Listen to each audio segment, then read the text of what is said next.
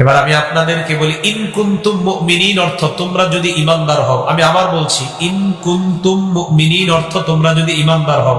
এবার আমি আয়াতটা পড়ি, আপনারা অনুবাদটা করবেন। বলেন তো, ইন কুনতুম মুমিনিন অর্থ কি? আরো জোরে বলেন, আরো জোরে বলেন। এবার আপনারা বলেন, আমরা যদি ঈমানদার হই। সবাই বলেন। আল্লাহ বলেন, তোমরা যদি ঈমানদার হও তাহলে আজকের আগের সুদের কারবার সব ছেড়ে দাও। আপনারা ঈমানদার? হ্যাঁ, আল্লাহ বলেন যদি ঈমানদার হও আজকের আগের যত সুদের কারবার সব সুদের কারবার তোমরা ছেড়ে দাও।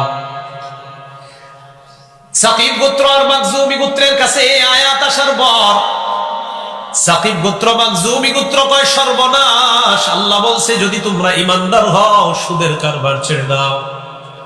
সাথে সাথে তারা কয় না তুবু ইলাল্লাহ, এই মুহূর্তে আমরা আল্লাহর কাছে তওবা করলাম, আগের সুদের সব কারবার ছেড়ে দিলাম।